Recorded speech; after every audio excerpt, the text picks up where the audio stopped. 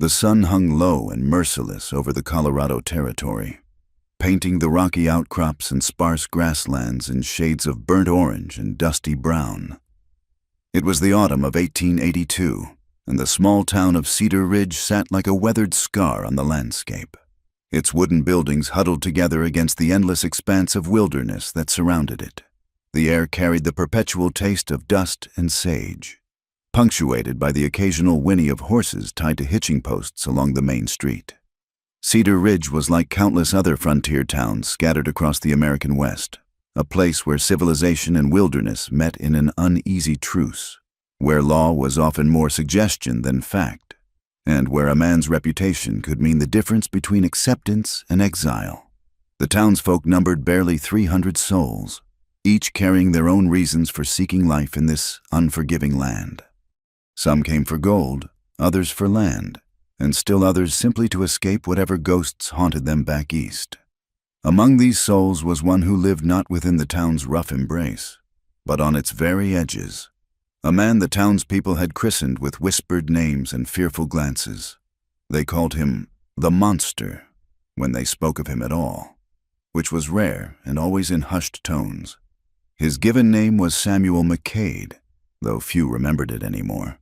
What they remembered instead were the scars that mapped his face like dried riverbeds, the way his left eye drooped from damaged muscle, and how the right side of his mouth pulled into a permanent grimace that made even his attempts at neutrality seem threatening.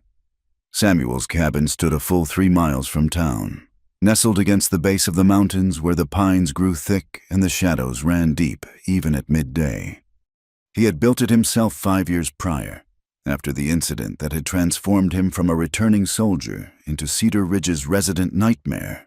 The logs were fitted tight against the mountain winds, the roof pitched steep to shed snow, and a stone chimney rose straight and true. It was a solid, lonely structure that spoke of a man who expected nothing from others and offered the same in return. The path to town was one Samuel traveled only when necessity demanded it, once a month, sometimes less. He would appear at the edge of Main Street with pelts draped over his shoulder, deer, elk, sometimes bear. He moved with the quiet efficiency of a man who had learned that speed meant less time for others to stare, less opportunity for confrontation. His transactions at Murphy's General Store were brief affairs conducted mostly in silence. Old Murphy would weigh the pelts, place coins on the counter, and Samuel would gather his supplies: flour, salt, ammunition, perhaps a new whetstone or length of rope. Never liquor, never anything that suggested comfort or companionship. The children of Cedar Ridge had grown up with Samuel as their boogeyman.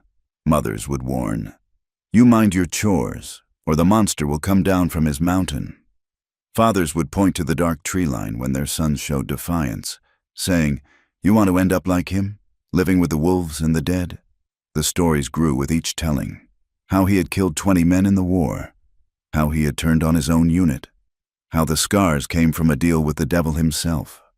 The truth, as it often does, was both simpler and more complex. Samuel had indeed fought in the war between the states, serving with the 2nd Colorado Infantry.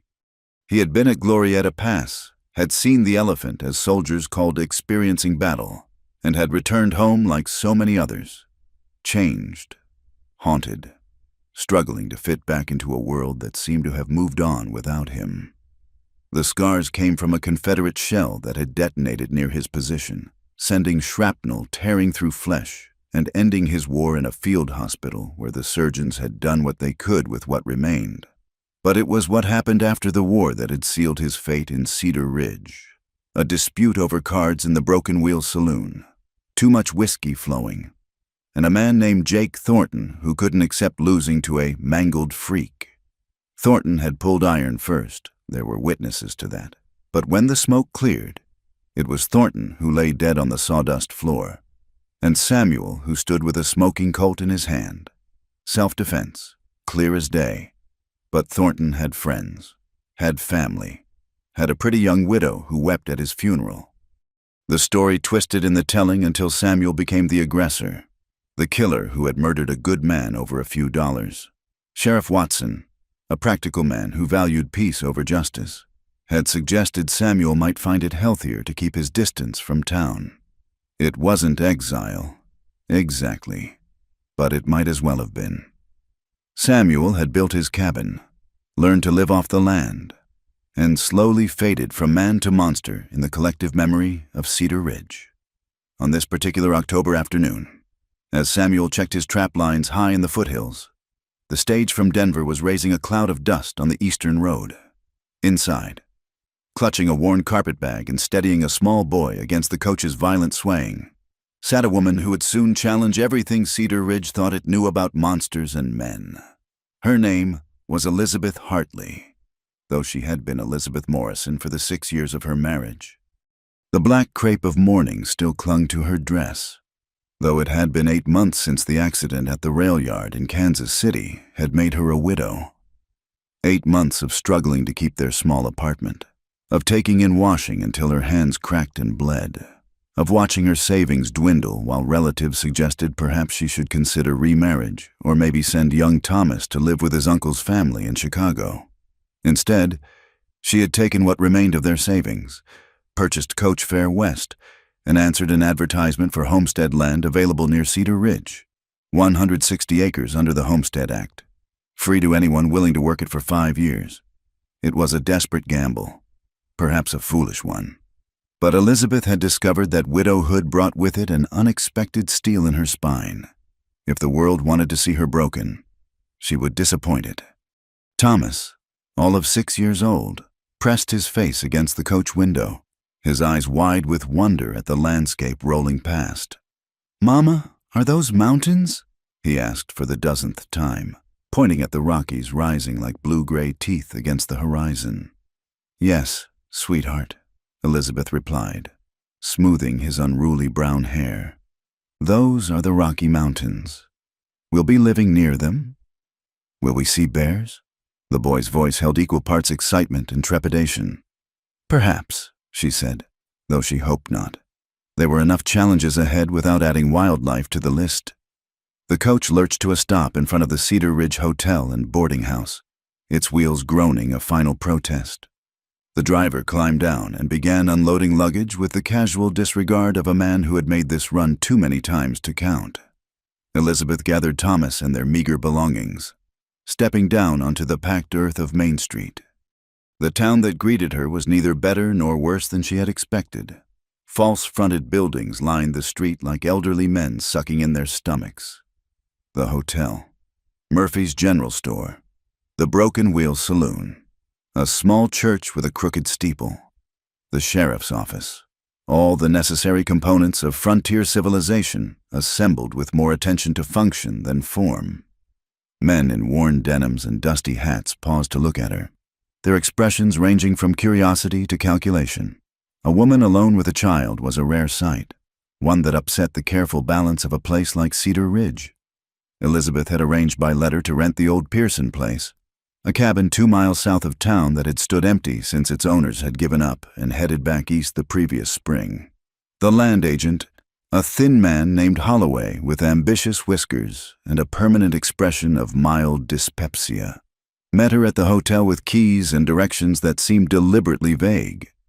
"You sure about this, Mrs. Morrison?" he asked, using the name she had given in her correspondence. She saw no need to complicate matters with the truth just yet. The Pearson place is, well, it needs work, and it's a fair piece from town. Might be better to stay at the boarding house until you find something more suitable. The advertisement said it had 4 walls and a roof. Elizabeth replied firmly, "That will suffice." Holloway's expression suggested he doubted very much that it would suffice, but he handed over the keys with a shrug that absolved him of responsibility. "There's a wagon and driver can take you out there. Jensen, he does hauling for folks. Course, getting supplies and such, that'll be on you to arrange after today." And so, as the sun began its descent toward the mountains, Elizabeth and Thomas found themselves bouncing along a rutted track in the back of Jensen's wagon, their few possessions secured with rope.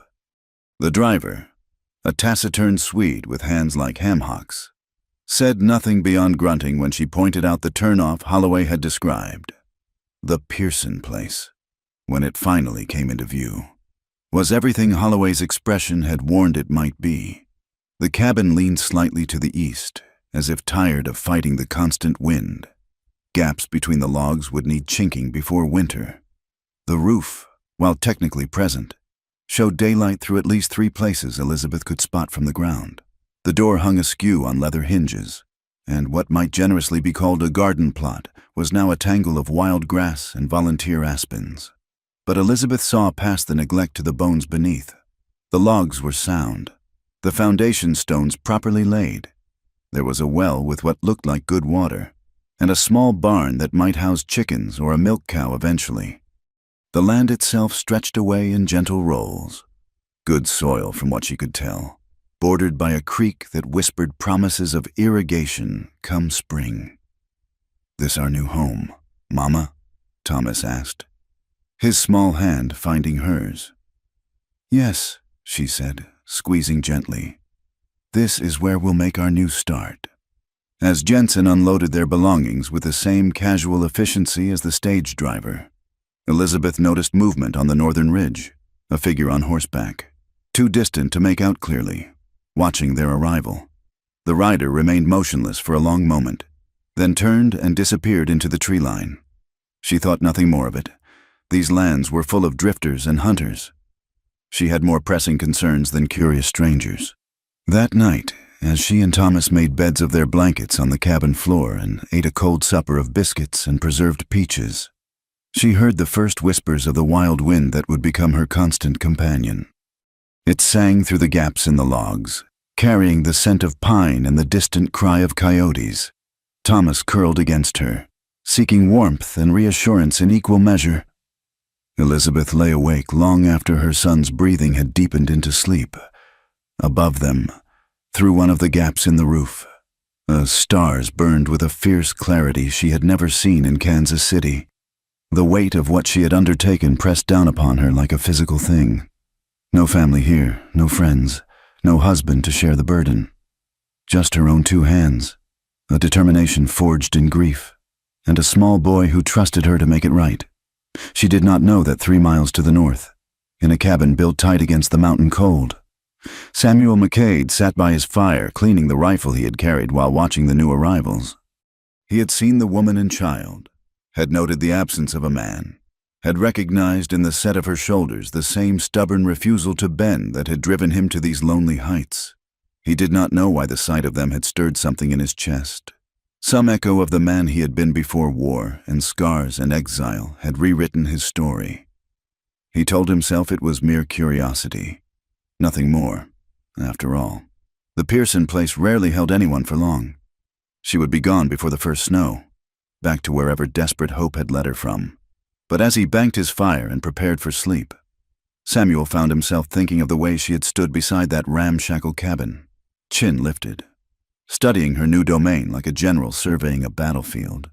There had been no tears, no wringing of hands, just assessment, calculation, determination.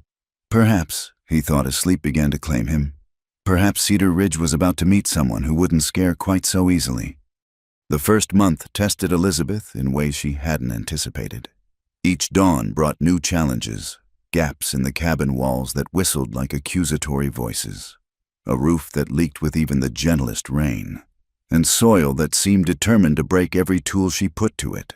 Her hands, already roughened from taking in washing, split and bled as she learned the harsh vocabulary of frontier survival.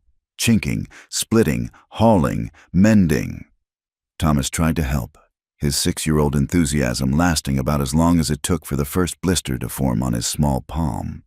Elizabeth fashioned him smaller tools from broken handles and set him to gathering kindling, feeding the chickens she'd bought with precious coins, and other tasks that let him feel useful without overtaxing his young strength. The townspeople watched her struggles with a mixture of pity and speculation. When she appeared at Murphy's general store, her dress dusty and mended, purchasing nails and tar paper with carefully counted coins, the women would exchange glances that spoke volumes. A few of the bolder men would offer assistance, their offers laden with implications that made Elizabeth's jaw tighten. Mighty hard work for a woman alone, Carl Brennan observed one afternoon, leaning against the counter with practiced casualness. He owned the livery stable and fancied himself something of a catch. Could use a man's hand around that place. I manage quite well, thank you, Elizabeth replied, not looking up from her examination of seed prices. Winter's coming on fast, Brennan persisted. Gets powerful cold out there, powerful lonely too. Elizabeth fixed him with a gaze that had frozen warmer men. Loneliness, Mr. Brennan, is preferable to unsuitable company. But it was Jacob Muller, who owned the small bank, who proved most persistent in his unwelcome attention. A widower himself, though 20 years Elizabeth's senior, he had decided she would make a suitable replacement for his late wife. His approaches were couched in concern and propriety, but there was something in his pale eyes that made Elizabeth's skin crawl. Mrs. Morrison, he would say, appearing at her elbow whenever she came to town. You must allow me to review your financial situation. A woman in your position needs guidance. My finances are my own concern, she would respond. But Muller was not easily deterred. One evening, as she struggled to repair a broken fence rail before dark, Muller appeared at her property uninvited. Thomas was inside, bent over the primers Elizabeth used to continue his education by lamplight. This is most inappropriate. Mr. Muller, Elizabeth said, not pausing in her work. I've come to make you a proposition, he said, dismounting from his horse with an air of ownership that set her teeth on edge. A business arrangement that would benefit us both. I'm not interested in any arrangements.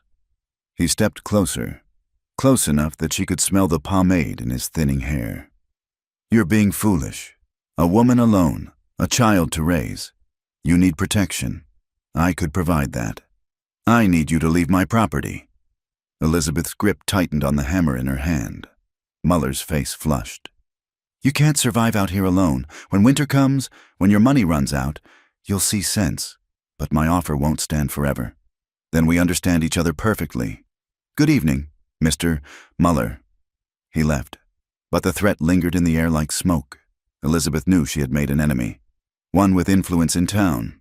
But she had faced worse in Kansas City, creditors, her late husband's drinking companions, relatives who thought they knew better how she should live her life. She would not be bullied now. The next morning brought unseasonable rain, hard and driving from the north. Elizabeth woke to water dripping steadily onto Thomas's blanket. As she scrambled to move their bedding and position pots to catch the worst leaks, she heard an ominous rumble from outside. The creek, usually a gentle murmur at the edge of their property, had transformed overnight into a brown torrent, fed by mountain runoff and the sudden deluge. It had jumped its banks and was advancing steadily toward their cabin. Worse, a section of the embankment had collapsed, creating a natural dam that was redirecting the flow directly at them. Thomas! Elizabeth grabbed her son, pulling him toward higher ground. But even as they scrambled up the slope, she could see it was hopeless. The water would reach the cabin within hours, and she had neither the tools nor the knowledge to divert it. That was when she saw him, a figure on horseback, watching from the ridge. The same silhouette she had glimpsed that first day. For a moment, neither moved. Then the rider spurred his mount down the slope, navigating the treacherous mud with practiced ease. As he drew closer, Elizabeth's first instinct was fear. The man's face, when it emerged from the shadow of his hat brim, was a landscape of violence. Scars pulled at his features, twisting them into shapes that seemed barely human. His left eye drooped, giving him a perpetual squint. The right side of his mouth was frozen in what looked like a sneer, but was simply damaged muscle. But it was his eyes, the parts undamaged, that held her. They were gray as the storm clouds, and filled with something she recognized, the careful blankness of someone who expected rejection. Creeks redirected, he said without preamble, his voice rough from disuse. That dam breaks. It'll take your cabin and maybe you with it. I can see that, Elizabeth managed, pulling Thomas behind her instinctively. The man, for despite the scars, he was just a man, dismounted in one fluid motion. Got tools in your barn? Some? Not much. He nodded curtly. Shovels will do. Boy can help." Before Elizabeth could protest, he was striding toward the barn. Thomas, with the fearlessness of childhood, piped up. "Are you the monster man?" Elizabeth gasped, mortified. "Thomas, apologize at once!" But the scarred man paused, looking down at the boy with an expression that might have been amusement on a different face. "Some call me that. You scared?" Thomas studied him with serious eyes. "No, sir. Mama says monsters aren't real, just people who do monstrous things. Your mama's a wise woman." He continued to the barn, emerging with shovels and a pickaxe. "Name's Samuel McCade. We need to break that dam before it builds too high." For the next 2 hours, they worked with desperate efficiency. Samuel directed their efforts with an economy of words, showing them where to dig, where to pile stones to redirect the flow. His strength was prodigious. Elizabeth watched him move boulders she couldn't have budged with a lever. Thomas darted back and forth, carrying smaller stones, his fear forgotten in the excitement of the crisis. When the dam finally broke, sending the creek roaring back to its proper channel, they were all soaked and mud-covered. Elizabeth's hands were raw, her dress ruined beyond repair, but the cabin stood safe, if somewhat damp around the foundations. "Thank you," she said, meaning it deeply. "I don't know how to repay—" No payment needed. Samuel was already moving toward his horse. "Check your roof. Those leaks will worsen." "Wait," Elizabeth started forward. "At least let me offer you coffee. Something warm." He paused, that gray gaze finding hers. "People in town won't take kindly to you knowing me. Mrs. Morrison. Best keep your distance. I make my own decisions about whom I know. Mr. McCade." Something flickered in his eyes. Surprise, perhaps. "All the same. Good day to you." He mounted and rode off, leaving Elizabeth standing in the mud with a peculiar feeling in her chest. Thomas tugged at her sodden skirt. "He's not really a monster, is he, Mama?" "No," Elizabeth said softly, watching the rider disappear over the ridge. "No, I don't believe he is." Word of the incident spread through Cedar Ridge like wildfire. By the time Elizabeth made her next trip to town for supplies, the looks had shifted from pity to something more complex. Women whispered behind their hands. Men's offers of help ceased abruptly. "Heard McCade was out at your place." Mrs. Garrett, the boarding house owner, said with false casualness as Elizabeth selected flour at Murphy's. "He helped divert floodwater that would have destroyed my home," Elizabeth replied evenly. "Still," Mrs. Garrett's mouth pursed. "Not proper. A woman alone entertaining such a man." "I didn't entertain anyone. He saw people in need and helped." "Very Christian of him, wouldn't you say?" The woman colored and turned away. But the damage was done. Elizabeth found prices suddenly higher when she shopped, credit less available, faces less friendly. Muller watched her with satisfaction, certain that social pressure would drive her to reconsider his offer. But Elizabeth had not survived widowhood and poverty to be cowed by small-town gossip. She continued her work, patching the roof with tar paper as best she could, preparing the soil for winter wheat, teaching Thomas his letters in the evening by lamplight. A week after the flood, she found a dressed deer haunch hanging from her porch rail at dawn. No note, no sign of who had left it. But she knew. The meat fed them for days, supplementing their meager diet of beans and cornmeal. She said nothing in town, but she made sure to leave a loaf of fresh bread on a stump at the edge of her property where the trail led north. It was gone by morning. As October wore on toward November, these silent exchanges continued. Game appeared when her supplies ran low. Once she found her wood pile replenished after a long day trying to repair the chicken coop. In return, she left what she could: bread, a jar of preserves, once a shirt she had mended after finding it draped on her fence, torn and bloodied. Thomas began watching for their mysterious benefactor, sometimes catching glimpses of movement in the trees. "There he is, Mama," he would whisper excitedly.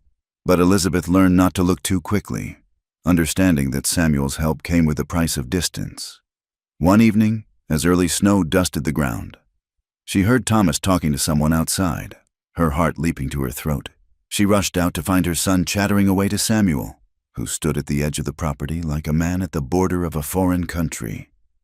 "And Mama's teaching me to read about David and Goliath," Thomas was saying. "Do you know that story? Thomas, come inside," Elizabeth called, though not harshly. "But Mama, I was just telling Mr. McCade about—" "It's all right," Samuel said quietly. "Boys, no bother. Just brought this." He gestured to a small doe carcass. "Thought you might need it." Elizabeth stepped off the porch, moving slowly as one might approach a spooked horse. "Would you like that coffee now? It's a cold evening." He stood so still he might have been carved from the mountain stone. The scarred side of his face was in shadow, but she could see the war in his expression, loneliness battling with hard-learned caution. "People talk," he said finally. "They talk anyway," Elizabeth replied. "I've decided I don't much care." A sound escaped him that might have been a laugh if it hadn't been rusty from disuse. "You're a strange woman, Mrs. Morrison?" "Hartley," she corrected softly. "My name is Elizabeth Hartley. Morrison was a necessary fiction." He absorbed this information with a nod. Then, moving as if the action pained him, he stepped across that invisible border onto her property proper. "Just coffee," he said. "Then I'll go." But Thomas, with the innocent enthusiasm of childhood, had other ideas.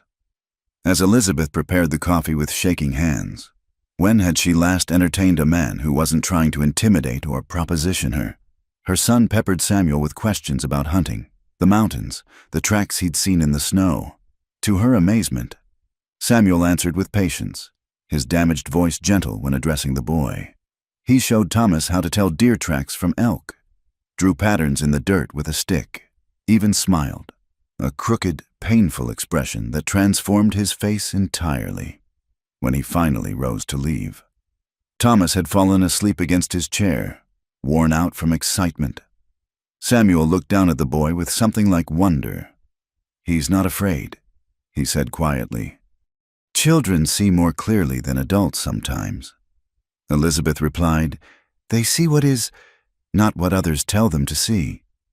Samuel met her eyes then, truly met them for the first time. "That's a dangerous thing in a place like this." "Perhaps, but I've found that living in fear is its own kind of danger." He left then, disappearing into the darkness as silently as he'd come. But something had shifted. Some barrier had cracked. Elizabeth cleared away the coffee cups with unsteady hands, her heart beating a rhythm she hadn't felt in so long she'd forgotten its name. Outside, snow began to fall in earnest, covering the scars of flood and toil with temporary grace. Winter was coming with all its challenges, but for the first time since arriving in Cedar Ridge, Elizabeth felt something besides determination. She felt hope. News traveled through Cedar Ridge like smoke through a drafty room, impossible to contain, changing shape with each telling. Within days, everyone knew that Elizabeth Hartley had served coffee to Samuel McCade, that her boy had fallen asleep in the monster's presence, that she had stood on her porch and watched him disappear into the night without calling for help. The reactions were swift and predictable. At Murphy's General Store, conversations died when she entered. Women who had previously offered grudging nods now turned their backs entirely, gathering their skirts as if her proximity might contaminate them. The men were worse in their own way, their expressions suggesting she had confirmed some suspicion about loose women who lived alone. "Shameful." "Mrs." Garrett pronounced loudly as Elizabeth selected thread for mending. "What kind of mother exposes her child to such danger?" Elizabeth's hand stilled on the spool. "What danger would that be, Mrs. Garrett?" "You know very well what I mean. That man, if you can call him a man, is a killer. The scars alone tell you what kind of creature he is." "The scars tell me he survived something terrible," Elizabeth replied quietly. "Nothing more. He killed Jake Thornton in cold blood. I heard Mr. Thornton drew first." Elizabeth had done her own investigating. questioning old-timers who remembered the incident more clearly than the gossips. Mrs. Garrett's face flushed. No decent woman would defend such a man. But then, a decent woman wouldn't be living alone, taking charity from a monster. The word hung in the air like a curse. Elizabeth felt every eye in the store upon her, waiting to see if she would break. Instead, she placed her purchases on the counter with deliberate calm. "Mr. Murphy, please add these to my account." Murphy, caught between customer and community, hemmed uncertainly. "Well now, Mrs. Hartley, about that account. Is my credit no longer good here?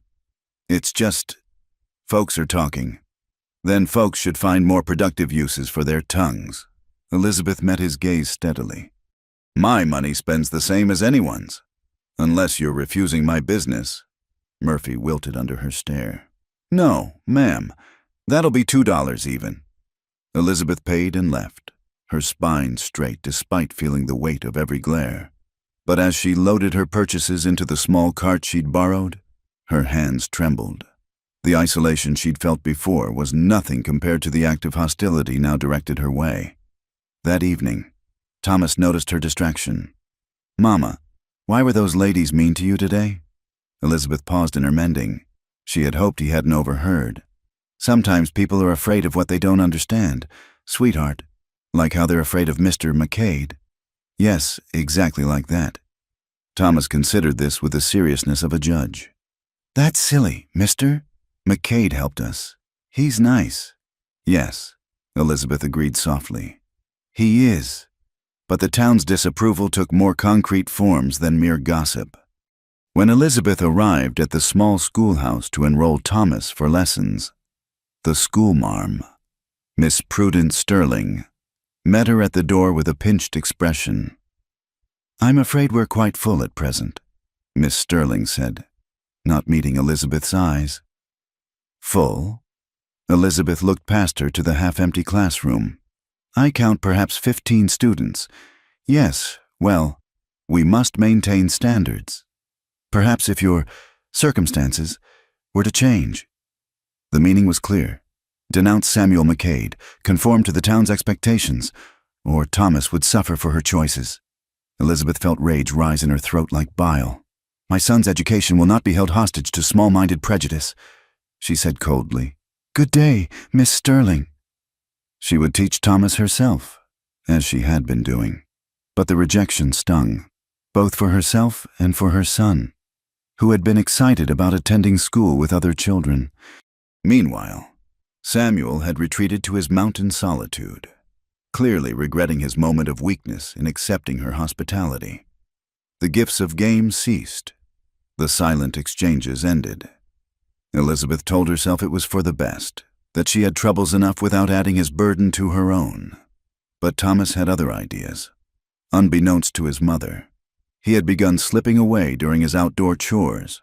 Following the creek upstream toward the mountains, his path inevitably led him to Samuel's territory, where the boy's patient persistence gradually wore down the man's defenses. "You shouldn't be here, boy," Samuel said the third time Thomas appeared at the edge of his camp. "I brought you something." Thomas produced a slightly squashed biscuit from his pocket. "Mama made them yesterday." Samuel stared at the offering as if it might bite. "Your mother know you're here. She's fixing the chicken coop," which was true, if not exactly an answer. "You need to get back before she misses you." But Thomas had already spotted the trap Samuel was mending. "What's that for? Will you teach me?" And somehow, despite himself, Samuel found he was explaining the basics of trapping, showing small hands how to set the spring mechanism, warning about the dangers of carelessness. The boy absorbed every word with an intensity that reminded Samuel painfully of his younger brother. Dead now, these 20 years. These secret meetings continued throughout November. Thomas would appear like a small ghost from the trees, full of questions and that fearless curiosity that seemed to see past Samuel's ruined face to something beneath. Samuel told himself each time would be the last, but found himself watching for the boy, even preparing simple lessons: how to read weather signs, which plants were safe to eat, how to move silently through the forest. It was during one of these lessons that disaster struck. Elizabeth, finally noticing Thomas's extended absences, had followed him at a distance. Her heart nearly stopped when she saw where his path led. By the time she reached Samuel's camp, Mother's fury had built to a thunderhead. "Thomas Edward Hartley!" Her voice cracked across the clearing like a whip. Both man and boy jumped. Thomas paled at his full name. Never a good sign. Samuel rose slowly, his face returning to the blank mask he wore for protection. "Mama, you were disobeying and endangering yourself." Elizabeth's eyes blazed as she grabbed Thomas's hand. "We're going home, now!" "But Mama, not another word." She turned to Samuel, who stood like a man awaiting execution. "And you, how dare you encourage this? Behind my back, teaching him God knows what." "Survival skills," Samuel interrupted quietly. "Things he needs to know out here. What he needs is to stay away from—" She bit off the word, but it hung between them anyway. "From you, from danger, from monsters." Samuel's expression never changed, but something died in his eyes. "You're right. I'll make sure he doesn't come again. See that you do." Elizabeth dragged Thomas away, her heart pounding with delayed terror. All the way home, she catalogued what could have happened. Thomas hurt, lost, or worse. The town already thought her an unfit mother. If they knew about this. But that night, as she tucked a subdued Thomas into bed, he looked up at her with eyes full of tears. "I'm sorry, Mama, he's so lonely, and he knows so many things." Elizabeth's anger cracked. "Oh, sweetheart, nobody's nice to him. Everyone calls him names. It's not fair." She smoothed his hair, remembering her own words about fear and understanding. "No," she admitted. "It's not fair. He's not bad. Mama, he's sad. There's a difference." From the mouths of babes, Elizabeth thought. She kissed his forehead. "No more sneaking off. If you want to see Mr. McCade, you ask me first." "Understood?"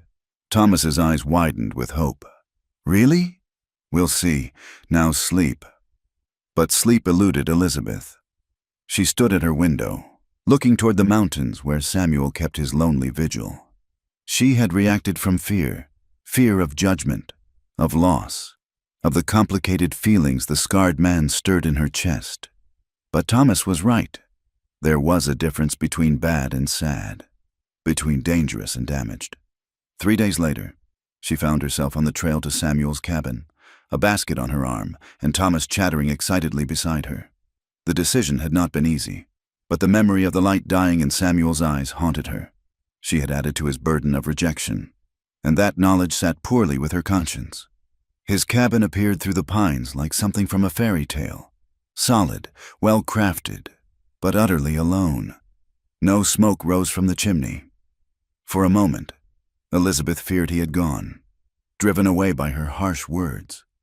Then he emerged from the tree line, rifle in hand, stopping short at the sight of them. "Mrs. Hartley." His voice held careful neutrality. "Mr. McCade." She lifted the basket. "I came to apologize, and to bring a proper meal, if you'll have us." He stood frozen, as if movement might shatter this unexpected vision. "The boy's welcome, but you shouldn't. People will talk worse than before." "Let them talk. I've been poor and I've been scorned. I find I prefer the latter to the former, and I'll not add to the world's cruelty on account of wagging tongues." Thomas, unable to contain himself, burst forward. "Mama says I can learn from you if you'll teach me." And she brought chicken and dumplings and apple cake. Samuel looked down at the boy, then back at Elizabeth. Something shifted in his expression. A wall crumbling, perhaps, or hope taking root in barren ground. "Apple cake," he said faintly. "With cinnamon," Elizabeth confirmed, fighting a smile. I haven't had apple cake since—" He stopped, swallowed. "You're certain?" "I'm certain that kindness costs nothing and means everything. I'm certain that my son could learn valuable skills from you. And I'm certain that eating alone is a joyless necessity that need not be endured when there's an alternative." Samuel studied her for a long moment. Then, with the air of a man stepping off a cliff, he gestured toward his cabin. "It's not much, not fitting for a lady." "I'm no lady," Elizabeth said firmly. "I'm a homesteader, a mother, and a woman who knows her own mind. Now, shall we eat before the dumplings get cold?" As they entered the cabin, neat as a pin, she noticed everything in its place despite the bachelor solitude. Elizabeth felt the thunderclouds of town judgment gathering. By tomorrow, everyone would know she had brought her son to the monster's lair, had broken bread with the man they feared. But watching Thomas beam as Samuel showed him a map of the territory, seeing the wonder dawn on Samuel's face at the simple pleasure of company, Elizabeth found she truly did not care. Let them talk. Some things were worth the price of gossip. The consequences of Elizabeth's defiance came swiftly and without mercy. Within days of her visit to Samuel's cabin, Jacob Muller appeared at her property with 2 other men from town, Frank Garrett, whose wife had been so vocal in her condemnation, and Roy Hutchins, who served as Muller's enforcer in business matters that required a heavy hand.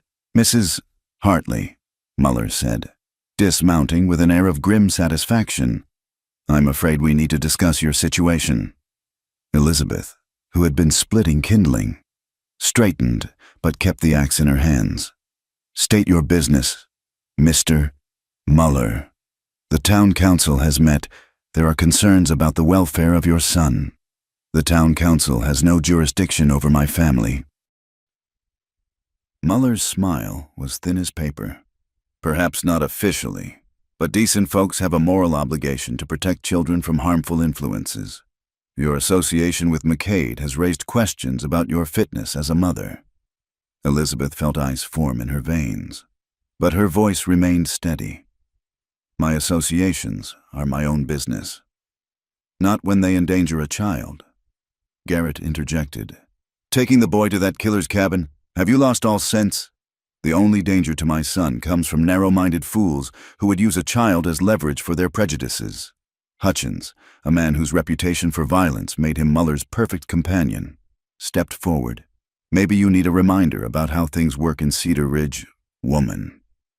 "That's enough, Roy," Muller said mildly, though his eyes glittered with approval. "We're simply here to offer Mrs. Hartley a solution. The bank is prepared to buy out her claim on this land at a generous price, enough to relocate somewhere more suitable for a widow and child. My land is not for sale. Everything's for sale at the right price. Consider carefully. Mrs. Hartley. Winter's coming. A woman alone, struggling to make ends meet. Exposed to dangerous influences, accidents happen out here. Terrible accidents. The threat hung in the cold November air like icicles ready to fall. Elizabeth's grip tightened on the axe handle. "Get off my property." Muller's face hardened. "You're making a mistake. The offer won't stand forever, and neither will the town's patience." They left, but Elizabeth knew it was far from over. That night, she barred the door and loaded the old shotgun she'd found in the barn. Thomas, sensing her fear, stayed close and quiet. The harassment began almost immediately. Elizabeth woke one morning to find her chicken coop destroyed, feathers and blood telling the story of her small flock's demise. Her fence rails were pulled down repeatedly. The path to her well was strewn with broken glass that could have lamed her or Thomas. At Murphy's store, her credit was suddenly terminated. "Orders from the bank," Murphy said apologetically, unable to meet her eyes. "Nothing personal. Mrs. Hartley." Other merchants followed suit. Elizabeth found herself effectively cut off from supplies just as winter began to bite with earnest cold. She rationed their flour, stretched their beans, made Thomas's clothes from her own worn dresses. Pride prevented her from going to Samuel for help. She had brought enough trouble to his door. But Samuel was not oblivious to her plight. He had survived 5 years of exile by knowing everything that moved in his territory. And the men who vandalized Elizabeth's property left tracks as clear as signatures. He also noticed her absence from town, the way smoke from her chimney grew thinner as she conserved wood. One evening in early December, as Elizabeth tried to make soup from nearly nothing while maintaining a cheerful front for Thomas, she heard a commotion outside. Her heart raced as she grabbed the shotgun, but it was Samuel's voice that called through the door. "Mrs. Hartley, it's McCade. There's been trouble." She opened the door to find him supporting a bloody figure, one of the men who'd accompanied Muller, Roy Hutchins. The man was barely conscious, his face a mask of blood and bruises. "What happened?" "Found him at the bottom of Widow's Canyon. Horse must have spooked." Samuel's tone was neutral, but his eyes held a warning. "Needs tending." Elizabeth understood. Whatever had actually happened, Samuel was giving her an opportunity. She helped drag Hutchins inside, sent Thomas for water and bandages, and set about cleaning the man's wounds with professional efficiency. Hutchins groaned back to consciousness as she worked.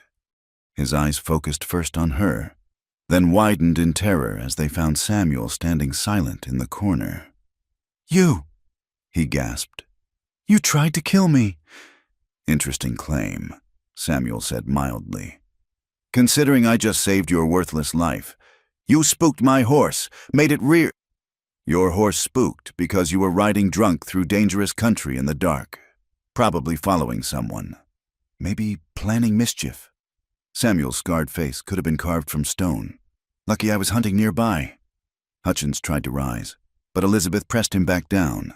"Be still, Mr. Hutchins. You've likely got broken ribs. Don't touch me, woman. You're in league with him." "I'm tending your injuries," Elizabeth said calmly. "Though, given you likely came here to do us harm, perhaps I should reconsider." Hutchins paled.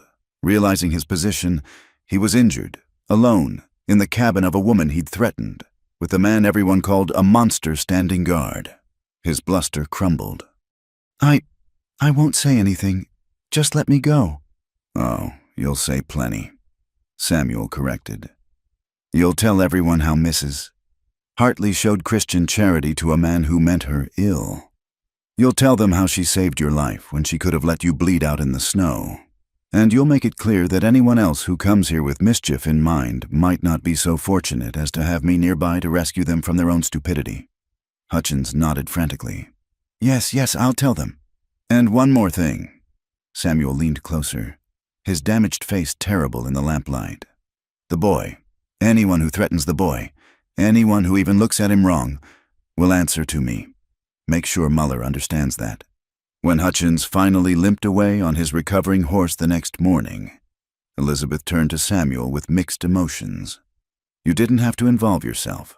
They involved me the moment they threatened you because of our association." He paused, seeming to struggle with words. "I'm sorry. This is my fault." "No." Elizabeth stepped closer, close enough to see the pain that lived permanently in his eyes. "This is the fault of small minds and cruel hearts. You've done nothing but show kindness." Kindness. He said the word like he was testing its shape. That's not what anyone else would call it. Then everyone else is wrong. They stood in the morning light, frost glittering on the ground between them, and Elizabeth made a decision that had been building since that first shared meal in his cabin. Slowly, giving him time to retreat, she reached out and took his hand. He flinched, as if burned. No one had touched him voluntarily in 5 years, not since the last army surgeon had pronounced him healed enough to travel. His hand was rough with calluses, scarred like the rest of him, but warm and solid in hers. "They call you a monster," she said softly, "but I'm not afraid." Something broke in his expression then, some last wall crumbling. His fingers curled carefully around hers, as if he held something precious and fragile. Elizabeth. Her name on his lips was prayer and plea combined. "Mama?" Thomas's voice from inside shattered the moment. "Is Mr. Hutchins gone?" Samuel stepped back, but Elizabeth held his hand a moment longer. "This isn't over," she said. And she wasn't talking about Muller's threats. "No," he agreed. "I don't believe it is." That night, as a blizzard swept down from the mountains, Elizabeth made a decision. She would not be driven from her land. She would not let Muller and his cronies use fear as a weapon. And she would not deny whatever was growing between her and Samuel. No matter what the cost, She had taken his hand and spoken truth. She was not afraid. Now she had to prove it. To the town, to Samuel, and most of all, to herself. The blizzard raged for 2 days, sealing them in a world of white. When it finally cleared, Elizabeth emerged to find her woodpile replenished, her broken fence mended, and a deer carcass hanging in her barn. Samuel's tracks led away through the snow, but she knew he hadn't gone far. He was done running, and so was she. Muller would return with new threats. The town would continue its condemnation, and winter would test them all. But something had fundamentally changed in that moment of clasped hands and spoken truth. They were no longer alone in their fight, and in the harsh mathematics of frontier survival. 2 people standing together were more than twice as strong as 2 standing apart. Elizabeth set about her chores with renewed energy. Thomas chattering beside her about the fort he wanted to build in the snow. From the ridge above, she knew gray eyes watched, protecting. Let them come, she thought. Let them all come. She was not afraid.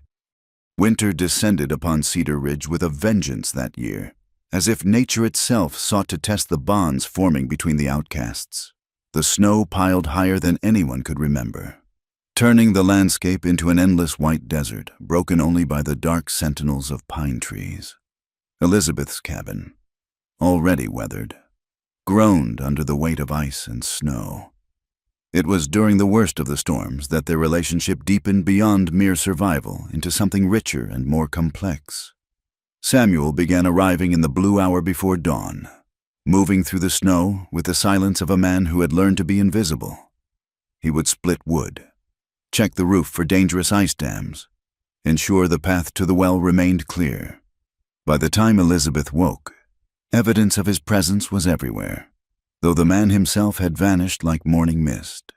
At first, she simply accepted these gifts of labor, understanding his need to help from a distance. But as December wore on, she began rising earlier, timing her movements to catch him at his self-appointed tasks. "The coffee's hot," she would say, standing in the doorway with 2 cups steaming in the frigid air. He would hesitate, torn between flight and the simple human pleasure of warm coffee and warmer company. More often than not, company won. They would stand together on the porch, watching the sun paint the mountains pink and gold. Speaking of small things, the weather, Thomas's progress with his letters, the tracks of elk moving through the valley. It was during one of these dawn meetings that Samuel first spoke of the war.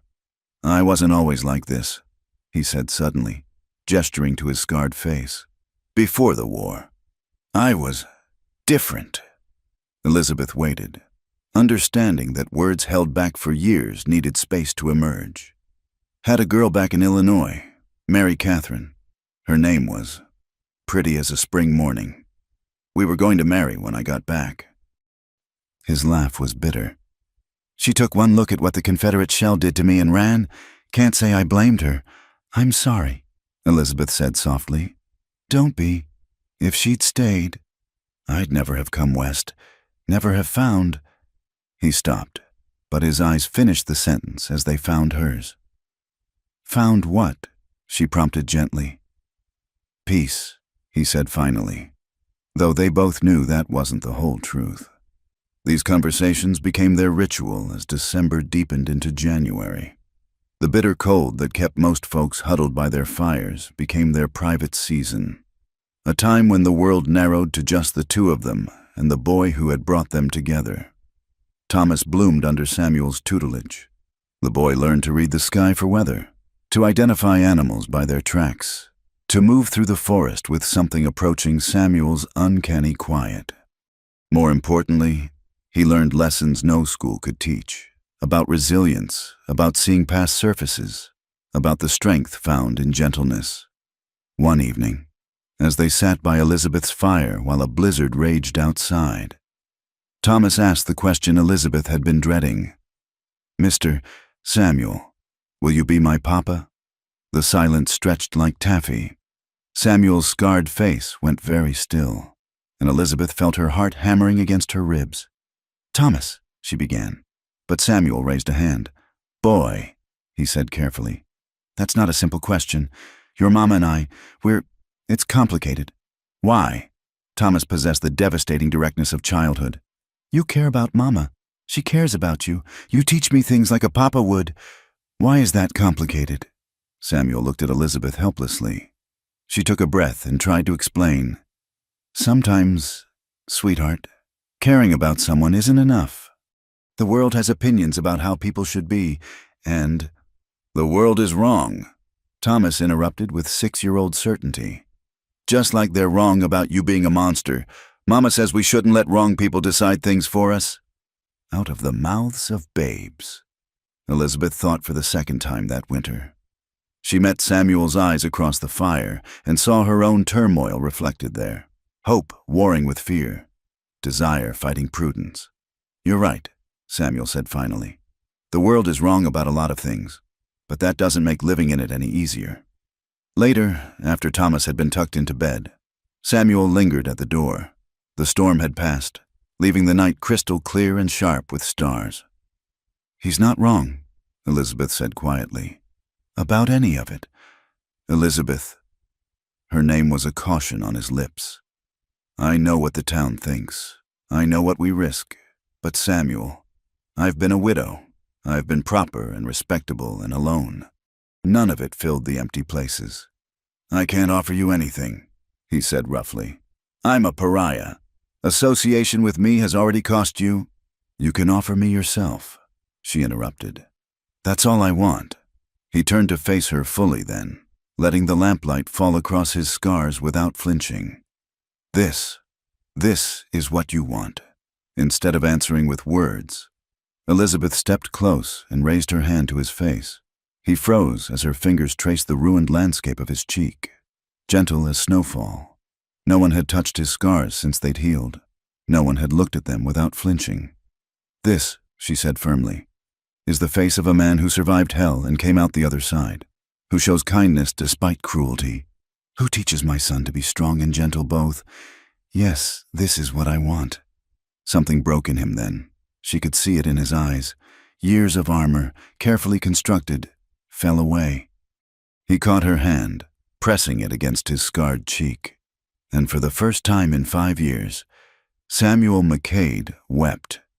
Elizabeth held him as the strong hold the wounded, as the brave hold the broken, as a woman holds the man she loves when he finally lets her see his pain. They stood there in her doorway, blocked from the world by darkness and snow, and let something new be born between them. From that night forward, pretense fell away. Samuel still maintained his cabin in the mountains. Propriety demanded that much, but he spent his days at Elizabeth's homestead. They worked side by side, preparing for the rest of winter, building a life with careful hands and cautious hearts. The town noticed. Of course. The few times Elizabeth ventured in for supplies she couldn't make or trade for, the hostility was palpable. Women crossed the street to avoid her. Men made crude jokes just loud enough for her to hear. Muller watched from his bank window with calculating eyes, planning his next move. But there were small kindnesses too. Old Murphy slipped an extra pound of flour into her order when no one was looking. Doc Hillman's wife left a bottle of her famous cough tonic on Elizabeth's wagon seat. The Mexican family who lived south of town, outsiders themselves, nodded respectfully when they passed. One night, in late January, as Samuel helped Elizabeth patch yet another leak in her roof, she made a decision. "Marry me," she said. Samuel nearly fell off the ladder. "What?" "You heard me. Marry me. Make it official. Give them something real to gossip about. Elizabeth, be serious." "I'm being serious." She steadied the ladder, looking up at him with determination. "I'm tired of dancing around what we are to each other. Thomas needs a father. I need a partner. And you need to stop punishing yourself for surviving. The town can hang. We'll never be respectable in their eyes anyway. But we can be a family. A real family. That's worth more than all their approval." Samuel climbed down slowly, his face unreadable. "You don't know what you're asking." "Don't I? I'm asking to spend my life with the man who saved us from the flood, who keeps us fed, who teaches my son honor. I'm asking to wake up next to the only person in this God-forsaken place who sees me as more than a widow to be pitied or possessed." She paused, vulnerability creeping into her voice. Unless you don't want—" He kissed her. It was awkward, unpracticed. He hadn't kissed anyone since before the war, and his scars made everything complicated. But it was real and warm, and full of promises neither of them had dared speak aloud. "Yes," he said when they parted. "God help us both. Yes." They were married 3 days later in Samuel's cabin, with only Thomas as witness and old Reverend Cooper from the Mexican settlement to perform the ceremony. Cooper asked no questions, blessed their union in broken English and fluid Spanish, and refused the coins Samuel tried to press into his hand. "Love needs no payment." The old man said, "Be happy. That is enough." As they walked back to what was now their shared home, Thomas between them chattering excitedly about having a papa, Elizabeth felt the weight of the town's judgment like a physical thing. They had crossed a line that could not be uncrossed. There would be consequences. She knew. Muller would not let this stand. The respectable folks of Cedar Ridge would demand their pound of flesh. But just then, with her husband's scarred hand in hers and her son's laughter echoing through the pines, Elizabeth found she truly did not care. They had chosen love over fear, acceptance over approval, and family over the narrow definitions of propriety. Let the town talk. Let Muller scheme. Let winter rage. They had each other now, and that was worth any price the world demanded. The first signs of trouble came in early March, when the mountain snows began their slow retreat and the trails became passable again. Elizabeth was drawing water from the well when she spotted the dust cloud on the eastern horizon, too large for a single rider or even a small group. Her heart sank as she recognized the deliberate pace of men who meant business. "Samuel," she called, and he emerged from the barn instantly, rifle in hand. His ability to sense danger had kept them safe through the winter. But this was different. This was trouble riding straight to their door in broad daylight. "Take Thomas inside," he said quietly, his eyes never leaving the approaching riders. "Bar the door. We face this together," Elizabeth replied, equally quiet. "Thomas, go to your room and stay there until we call you." The boy, sensing the gravity of the moment, obeyed without argument. Elizabeth retrieved the shotgun from beside the door and stood shoulder to shoulder with her husband as 8 riders approached their homestead. The group was led by a man neither of them recognized. Tall, lean, with the kind of pale eyes that looked through people rather than at them. He wore his guns low and tied down, the mark of a professional. Behind him rode faces they knew. Muller, Hutchins still bearing scars from his accident, Frank Garrett, and others from town. But it was the stranger who commanded attention. "Name's Jack Coulter," the pale-eyed man said without preamble. "Been hired by the Cedar Ridge Vigilance Committee to deal with undesirable elements." "There's no legal vigilance committee in Cedar Ridge," Samuel stated flatly. Coulter's smile was winter cold. "Legal's a flexible word out here. McCade, you should know that better than most." His eyes flicked to Elizabeth. "Ma'am, shame to see a woman of quality brought so low." "State your business and leave," Elizabeth said, her voice steady despite the fear coursing through her veins. "Simple enough. The good people of Cedar Ridge want you gone. Both of you. The committee's prepared to buy out your land claim, generous terms. Considering—" "Our land's not for sale," Samuel said. "Everything's for sale. Friend. Just a matter of price." Coulter leaned forward in his saddle. "See, the committee hired me to solve problems. I prefer to solve them peaceful-like. But I've got other ways if needed." "You're threatening us?" Elizabeth's finger found the shotgun trigger. "Threatening?" Coulter laughed, a sound like breaking glass. "No, ma'am. Just explaining how things are. You've got a week to consider the offer. After that—" He shrugged eloquently. Muller couldn't resist adding his voice. "You brought this on yourself, Elizabeth, marrying this creature, flaunting your degradation." "What kind of example is that for the boy?" Samuel tensed, But Elizabeth placed a restraining hand on his arm. "A better example than cowardice and prejudice. Mr. Muller, now get off our land." Coulter tipped his hat mockingly. "1 week, folks. Be smart about this."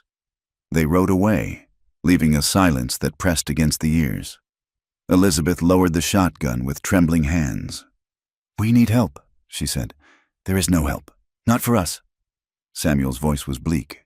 "I know Coulter by reputation. He's killed a dozen men, all legal-like. Always finds a way to make it self-defense. Then we run? Where?" Samuel turned to her, anguish clear in his eyes. "This is our home, our stand. Running means they win." That night, they held a war council of 3 at their kitchen table. Thomas, mature beyond his years, listened gravely as his parents discussed options. "What about the sheriff?" Thomas suggested. "Sheriff Watson wants no part of this." Samuel explained. "He made that clear years ago." "The Mexicans?" Elizabeth shook her head. "We can't drag them into our fight. They have troubles enough." They were still debating when the attack came, not from Coulter, but from an unexpected quarter. A band of men, faces masked, rode whooping onto their property, torches blazing. Not to burn, not yet, but to terrorize. Samuel met them with rifle fire, carefully aimed to warn rather than wound. Elizabeth stood ready with the shotgun, while Thomas, disobeying orders, watched from his window with wide eyes. The riders circled the house, throwing their torches into the snow-melt mud, firing pistols into the air, shouting obscenities. Then, as suddenly as they'd come, they wheeled and rode away, leaving behind only churned earth and the acrid smell of smoke. "Coulter's giving us a taste," Samuel said grimly. "Next time will be worse." But the next morning brought an unexpected development. A lone rider approached from the north, not from town, but from the deep mountains. Samuel recognized him first, Moses Washington, a former buffalo soldier who lived even further from civilization than Samuel had. "McCade," Moses said simply. "Heard you got trouble." "Moses." Samuel's surprise was evident. "Didn't know you were still in the territory. I keep to myself, like you used to." The black man's eyes found Elizabeth. "Ma'am, also heard you stood by this man when the whole town turned against him. That takes courage." "It takes love," Elizabeth corrected. Moses nodded slowly. "Same thing. Sometimes, I came to say you're not as alone as you think. There's others, outcasts, folks the town don't want, Indians married to whites, Chinese miners, Mexicans. Me. We've all felt Cedar Ridge's boot on our necks."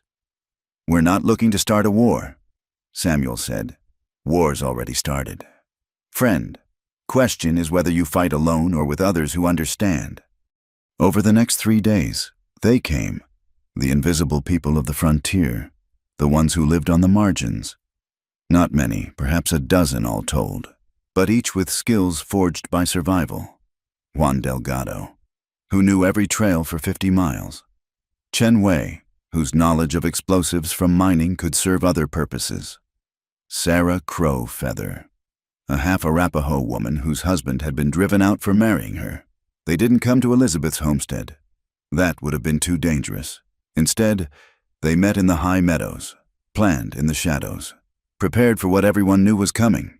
Coulter, for his part, seemed content to wait, letting fear do his work, but Muller grew impatient. On the 5th day, he arrived at the homestead with a new offer. "Be reasonable," he urged from a safe distance, having learned not to come too close. "Take the money. Start fresh somewhere else." "Why put the boy through what's coming?" "Because running teaches him that might makes right." Elizabeth called back. "That bullies win if they're loud enough. I'll not have him learn that lesson." Muller's face darkened. "You're a fool, woman. Coulter's killed women before. He's got no scruples about it." "Then he and I have something in common," Elizabeth replied. "Neither do I, when it comes to protecting my family." That night, Samuel sat sharpening his knife by the fire while Elizabeth mended clothes, domestic tranquility shadowed by approaching storm. Thomas played on the floor with wooden soldiers Samuel had carved for him. "I'm sorry," Samuel said suddenly. "For bringing this on you. If I'd stayed away, then I'd have faced Muller's harassment alone." Elizabeth interrupted. "And Thomas would have grown up without a father's guidance, and you'd have died alone on your mountain, thinking yourself unworthy of love." She set aside her sewing and moved to kneel beside his chair. "Whatever comes, we face it as a family. No regrets." He cupped her face in his scarred hands. "How did I deserve you?" "You didn't," she said with a small smile. "I'm a gift. Best appreciate me properly." "Despite everything." He laughed, the sound rusty but real. Thomas looked up from his play, grinning to see his parents happy. It was their last peaceful evening. The attack came at dawn. Coulter was too professional to give them the advantage of darkness. He brought 15 men, including several Elizabeth didn't recognize, hired guns from other towns, men who wouldn't hesitate at whatever orders they were given. But Coulter had made one miscalculation. He expected to find 3 people cowering in a cabin. Instead, as his men surrounded the homestead, they found themselves caught in a crossfire from the ridges above. Moses Washington's buffalo gun boomed like thunder. Chen Wei's carefully placed charges created confusion and fear. Juan Delgado's knowledge of the terrain let the defenders appear and disappear like ghosts. Samuel fought with the cold efficiency of a man defending his home. Elizabeth discovered she could shoot to kill when her family was threatened. Even Thomas, hidden in the root cellar with Sarah Crowfeather, played his part by reloading weapons with fingers that barely trembled. The battle was fierce but brief. Coulter's men, expecting easy prey, found themselves outmaneuvered and outfought. When Coulter himself fell, wounded by Moses's sharpshooting, the remaining attackers broke and fled. But victory came at a cost. Chen Wei lay dead, his sacrifice allowing others to live. Juan bled from a shoulder wound, and Samuel had taken a bullet in the leg that would leave him limping for weeks. As Elizabeth bound her husband's wound, she saw riders approaching from town. Not attackers this time, but Sheriff Watson and a federal marshal who'd arrived on the morning stage. "Heard there was trouble," Watson said unnecessarily, surveying the battlefield. Coulter, wounded, alive. Moses indicated where the gunman lay groaning. "Others run off." The federal marshal, a competent-looking man named Harris, dismounted and studied the scene. "Someone want to explain what happened here?" Muller, who had wisely stayed back from the fighting, rushed forward. "These people attacked us. We came to serve legal papers, and legal papers don't usually require 15 armed men," Marshal Harris observed dryly, "including Jack Coulter, who's wanted in 3 territories." He turned to Elizabeth and Samuel. "Your version?" Elizabeth straightened, blood on her dress and steel in her voice. "We defended our home against hired killers, with the help of our neighbors." "Neighbors?" Muller sputtered. "These aren't neighbors, they're Americans." Moses Washington interrupted quietly. "Free Americans defending other free Americans? That's still legal in this territory?" "Marshal?" Harris studied them all. The white woman and her scarred husband, the black soldier, the Mexican vaquero, the Chinese miner's body, the half-Indian woman emerging from the cellar with a child. His expression was unreadable. "Seems to me," he said finally, "this was a clear case of self-defense against criminal attack. I'll be taking Coulter and any of his men we can round up back for trial. As for the rest," he looked directly at Muller, "I'd suggest folks find more peaceful ways to resolve their differences." Muller's face went purple, but he knew better than to argue with a federal marshal. As the lawmen organized the removal of wounded and dead, he managed one last threat. "This isn't over," he hissed at Elizabeth. "You've won nothing." "We've won the right to stay on our land," she replied. "That's everything." As the sun climbed higher, painting the mountains gold, the defenders gathered to bury Chen Wei and tend their wounds. They had won this battle, but everyone knew Muller was right in one sense. It wasn't over. The town's prejudice remained. The challenges of frontier life continued. But something had changed. The outcasts had found each other, had discovered strength in unity, and at the center of it stood a scarred man and the woman who had taken his hand, proving that love could indeed conquer fear. "What now?" Thomas asked, emerging from the cellar to survey his transformed world. Samuel, leaning on Elizabeth for support, ruffled the boy's hair. "Now we rebuild, we go on, we live. Together," Elizabeth added. "Together," the others echoed, and in that word was both promise and power. The aftermath of the battle brought an uneasy peace to Cedar Ridge.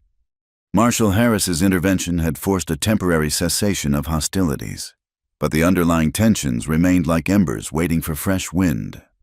Muller retreated to his bank, nursing his humiliation and plotting revenge through more subtle means. The town itself seemed to hold its breath, uncertain how to react to the dramatic shift in power dynamics for Elizabeth and Samuel.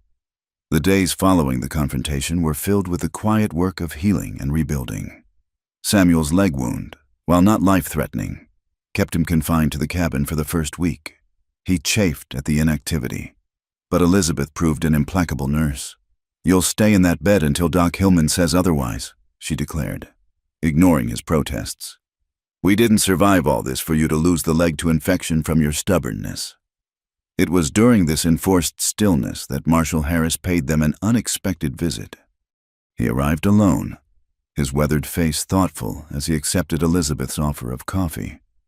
"I've been doing some investigating," he began without preamble. "Into that old killing, Jake Thornton." Samuel tensed, but Harris raised a calming hand. "Found some interesting facts. Witnesses who were too scared to talk before. Seems Thornton had a reputation for violence when he drank. Also seems he owed considerable money to various people, including Muller." "What are you saying, Marshal?" Elizabeth asked carefully. "I'm saying that sometimes the truth takes a while to surface. I've spoken to Judge Carlton over in Denver. He's willing to review the case, maybe issue a formal clearing of Mr. McCade's name." Samuel's scarred face showed a complexity of emotions. "After all this time, why?" "Because justice delayed doesn't have to be justice denied," Harris replied. "And because a man who inspires such loyalty," he gestured toward the window, where Moses and Juan could be seen working on fence repairs, "deserves to have his name cleared." The formal hearing was set for 3 weeks hence. Word spread through Cedar Ridge like wildfire, dividing the town even further. Some, tired of Muller's heavy-handed control, began to speak up about things they'd seen and heard that night 5 years ago. Others, bound by fear or obligation, maintained their silence. It was Mrs. Garrett who provided the most unexpected testimony. She arrived at Elizabeth's door on a cold March evening, her usual rigid propriety cracked by something that might have been conscience. "I need to speak with your husband," she said, not quite meeting Elizabeth's eyes. Samuel, now mobile with a cane Samuel had carved, joined them in the parlor. Mrs. Garrett sat ramrod straight, her hands twisted in her lap. "Frank doesn't know I'm here," she began. Well, that doesn't matter. I was there that night, at the Broken Wheel. I saw what happened." "You were in the saloon?" Elizabeth couldn't hide her surprise. Color stained the older woman's cheeks. "I was looking for Frank. He'd been drinking, gambling. I stayed in the shadows, didn't want to embarrass him by dragging him home, but I saw it all. Jake Thornton was drunk, mean drunk. He'd lost badly at cards, accused your husband of cheating. When Mr. McCade tried to leave, Thornton blocked his way. Why didn't you speak up before?" Samuel's voice held no accusation, only weary curiosity. "Because my husband owed Muller money, because I was afraid, because it was easier to let people believe." She trailed off, then lifted her chin with something like her old defiance. "I've been a coward, but watching you stand up to them, seeing that even outcasts can find courage, I won't be a coward anymore." Her testimony at the hearing proved decisive. Combined with others who finally found their voices, the truth emerged in full. Jake Thornton had drawn first, had fired first, had died because he couldn't accept losing to a man he deemed inferior. Samuel had acted in clear self-defense. Judge Carlton's verdict was unequivocal. Samuel McCade, I find that you acted within your rights and within the law. Furthermore, I find that you have been grievously wronged by rumor and prejudice. Let the record show that you are an innocent man. An innocent man? The words seemed to hang in the air like something foreign. Samuel sat very still, Elizabeth's hand tight in his, as if movement might shatter this unexpected redemption. But clearing Samuel's name was only part of the battle. Mueller, while weakened, wasn't finished. He began calling in loans, raising interest rates, making life difficult for anyone who showed sympathy to the McCades. Several families found themselves facing foreclosure. The divide in Cedar Ridge deepened. It was Thomas, in his innocent wisdom, who suggested the solution. Why don't we help them like Mr. Moses and the others helped us? And so began what the town would later call the Alliance of the Outcasts, though they simply called it neighboring. Sarah Crowfeather organized the women to share preserving techniques that stretched food supplies. Juan and his cousins helped bring in harvests for families whose men were injured or ill. Moses taught hunting skills to boys whose fathers had never learned. Even Samuel, despite his continuing recovery, shared his knowledge of survival. Elizabeth found herself at the center of it all, coordinating efforts, mediating disputes, and slowly earning a different kind of respect. Not the shallow approval of social conformity, but the deeper regard earned through action and sacrifice. The confrontation with Mueller came to a head in April, when he attempted to foreclose on the widow Martinez's small farm. The widow, who had 5 children and nowhere else to go, had missed 2 payments while nursing her eldest through pneumonia. A crowd gathered at the courthouse steps where the auction was to be held. Mueller stood with Sheriff Watson and the auctioneer, confident in the law's protection. What he hadn't expected was the unified response of the community's outcasts and their growing number of allies. "I bid $1, Moses Washington announced when the auction began. $2, Mueller countered irritably. $1, Juan Delgado said firmly. "You can't bid backwards," Mueller protested. $1, Sarah Crowfeather stated. Soon the entire crowd was chanting $1, making it impossible for the auctioneer to continue. Mueller's face grew purple with rage. "This is illegal. Sheriff, arrest them!" Watson, who had been doing his own soul-searching since the Coulter incident, shook his head slowly. "Don't see any law being broken, Mr. Mueller." Folks have a right to bid. In the end, Moses's bid of $1 stood as the only valid offer. He immediately signed the deed back to widow Martinez, asking only that she pay what she could, when she could. The crowd dispersed peacefully, but the message was clear. The old order was changing. That evening, as Elizabeth and Samuel sat on their porch watching Thomas play with the Martinez children, a buggy approached. To their surprise, it carried Judge Carlton and Marshal Harris. "We need to talk," the judge said without preamble, "about the future of Cedar Ridge." They gathered in the parlor, the same room where Mrs. Garrett had unburdened her conscience. The judge, a man who had seen too many frontier towns tear themselves apart, was blunt in his assessment. This town is at a crossroads. It can continue down the path of division and hatred, or it can choose something better. You two, he looked at Samuel and Elizabeth, have become symbols of something larger than yourselves. "We never asked for that," Samuel said quietly. "Leadership rarely asks permission," Harris observed. "The question is, what will you do with the influence you've gained?" Elizabeth and Samuel exchanged glances, years of understanding compressed into that single look. It was Elizabeth who spoke. "We want to build, not tear down. Create a place where Thomas and children like him can grow up without the poison of prejudice. But we can't do it alone." "You won't be alone," Judge Carlton assured them. "I'm recommending that the territorial governor appoint a new town council, one that represents all of Cedar Ridge's citizens. Mr. McCade, your name has been suggested for inclusion." Samuel's shock was evident. That's not possible. The town would never accept." "The town is changing," Harris interrupted. "The question is whether you'll help guide that change or let others shape it." After the officials left, Elizabeth found Samuel standing outside, staring at the stars. She slipped her arm through his, feeling the solid warmth of him. From monster to councilman, she said softly. Quite a journey. I don't know if I can do it, he admitted. Facing them every day, sitting in judgment. You won't be sitting in judgment. You'll be offering wisdom earned through pain. Who better to help heal this town than someone who knows the cost of its cruelty? He pulled her close, burying his face in her hair. How do you always know what to say? Practice, she replied, feeling him smile against her temple. And faith in you, in us, in the possibility of change. Inside, Thomas called out in his sleep. Some minor nightmare quickly soothed. They stood together in the darkness, no longer outcasts, but architects of a new future. The road ahead remained uncertain, fraught with challenges and residual prejudices that would take years to fully overcome. But they had proven something important. Love could indeed conquer fear. Unity could overcome division.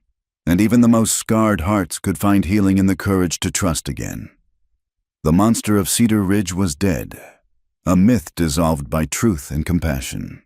In his place stood Samuel McCade, husband, father, and reluctant leader in a community, learning that strength came not from exclusion but from embrace.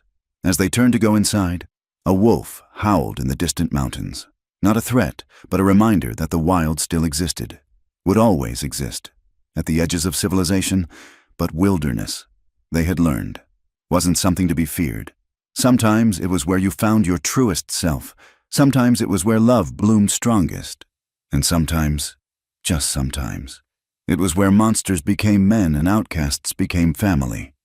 Spring came to Colorado territory with a gentleness that year, as if nature itself recognized the need for healing after a harsh winter of both weather and human conflict. The mountains shed their snowcaps gradually, sending clear water down to the valley where Elizabeth and Samuel had chosen to make their stand. The decision to leave Elizabeth's original homestead hadn't been easy, but practical necessity won out. The old cabin, battered by weather and conflict, needed more repair than made sense. Instead, they chose to build anew on a piece of land that straddled both properties, Samuel's mountain refuge and Elizabeth's valley claim. It was symbolic. Thomas had declared with 7-year-old wisdom of bringing together high and low, hidden and visible, past and future. The building of their new home became a community effort. Moses Washington proved a master craftsman, teaching others as they worked. Juan Delgado's family provided adobe bricks for the foundation, a technique that would keep the house cool in summer and warm in winter. Sarah Crowfeather organized the women to weave blankets and prepare stores for the new household. Even some townspeople, those whose hearts had begun to thaw, appeared with donations of lumber or labor. Sheriff Watson himself showed up one morning, badge gleaming in the spring sun. Figured you could use an extra pair of hands, he said gruffly, not quite meeting Samuel's eyes. It was as close to an apology as the lawman could manage for years of looking the other way. As the house rose from the earth, strong and welcoming, so too did new relationships form. Mrs. Garrett, liberated by her confession, became an unexpected ally. She arrived one afternoon with a wagon full of furniture. Frank's left me, she announced with more relief than sorrow. Couldn't stand that I'd testified for you. Took himself off to California to find gold. He says, good riddance. She gestured to the furniture. These pieces deserve a home where there's love instead of just propriety. Elizabeth embraced the older woman, feeling the trembling in her thin frame. You'll always be welcome here. Margaret. Margaret, Mrs. Garrett repeated wonderingly. Haven't been called by my given name in 20 years. Yes, I think I'd like to be Margaret again. The house was completed by May, just in time for an event that would have been unthinkable a year earlier, Thomas's birthday party, to which children from across the community were invited. Mexican children, white children, Sarah Crowfeather's mixed heritage sons, even Chen Wei's nephew, who had arrived from San Francisco to settle his uncle's affairs and decided to stay. Elizabeth watched from the porch as the children played together, their laughter carrying on the clean mountain air. Samuel stood beside her, his hand finding hers with the ease of long practice. Look at them, she murmured. They don't see the differences their parents taught them to see? Give them time, Samuel said. but his scarred face held a smile. The world has a way of teaching division. Then we'll have to teach harder, Elizabeth replied firmly. Love harder, hope harder. The town council meetings, once Samuel officially joined, were exercises in patience and diplomacy. Muller still held his seat, still commanded loyalty from some, but his power was waning. The territorial governor's mandate for inclusive representation meant that Moses, Juan, and even Sarah Crowfeather now had voices in town governance. The first major test came when a new vein of silver was discovered in the mountains, on land traditionally used by the Arapaho for hunting. The old way would have been simple. Drive off the Indians.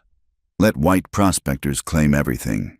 But the new council, led by Samuel's quiet insistence on justice, forged a different path. We share, he said simply when Muller protested. The Arapaho get rights to their traditional hunting grounds. Prospectors can work designated areas.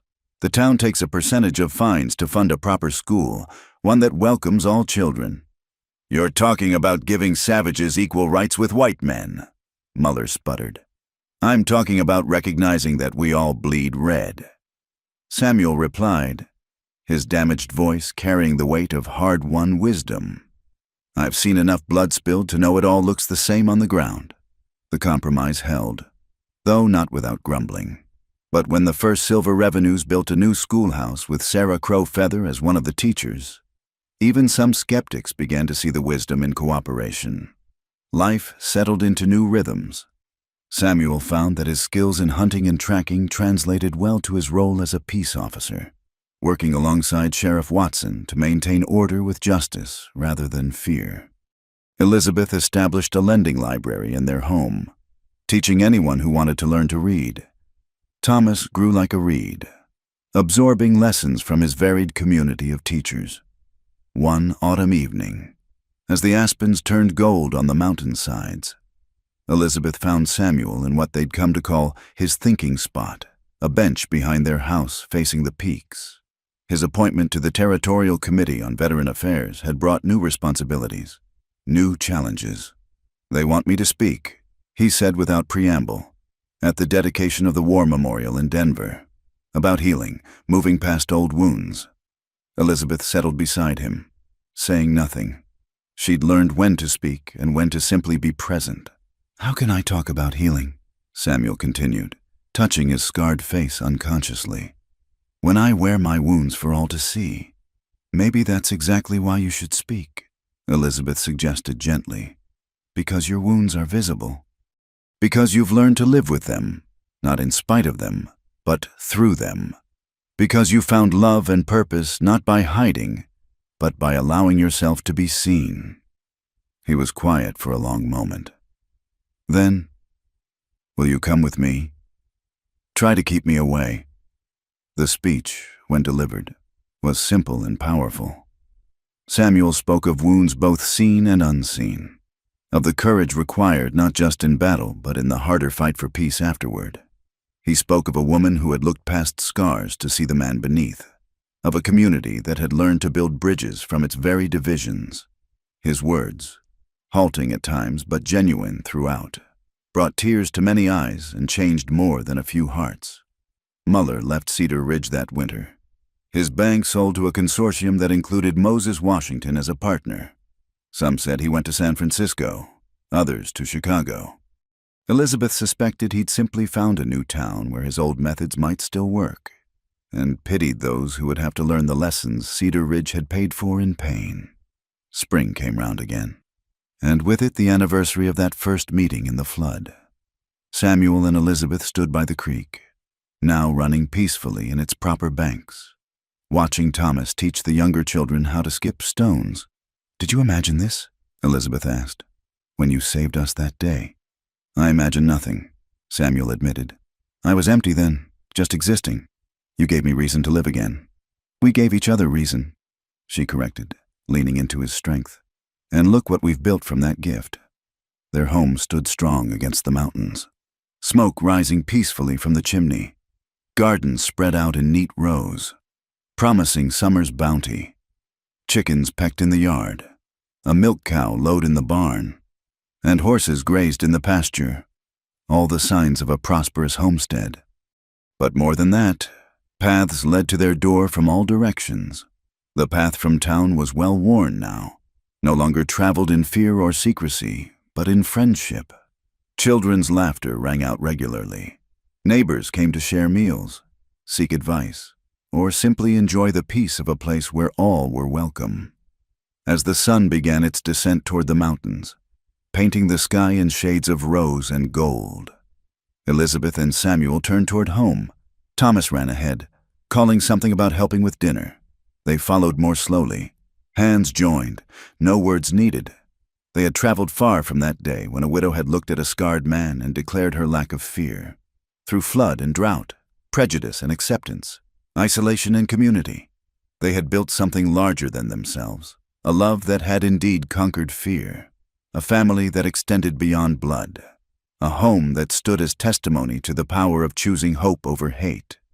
In the growing dusk, a wolf called from the high peaks, not a threat now, but a reminder of the wild beauty surrounding them. Samuel squeezed Elizabeth's hand, and she squeezed back, and together they walked toward the warm light spilling from their windows, toward the voices of those they loved, toward a future they had claimed with courage and carved with care. The monster of Cedar Ridge had become a builder of bridges. The desperate widow had become a pillar of community. The frightened boy had grown into a child of many teachers, many traditions, and in their transformation lay proof of an eternal truth, that love, genuine and brave, could indeed remake the world. One heart, one family, one community at a time. In the last light, their shadows stretched long across the land they had made their own, not through conquest but through cultivation, not through exclusion but through embrace. And in those lengthening shadows was written the end of one story and the beginning of countless others, all springing from that moment when a woman had taken a wounded man's hand and spoken the words that changed everything. "I'm not afraid." Thank you so much for listening to this Wild West love story. I'd love to know where you're enjoying this tale. Are you listening during your commute, relaxing at home, or perhaps on a long drive? Please subscribe to the From Wild West channel and share your thoughts in the comments below. Your feedback means the world to us, and I'd love to hear what touched you most about Elizabeth and Samuel's journey. Until next time, partners.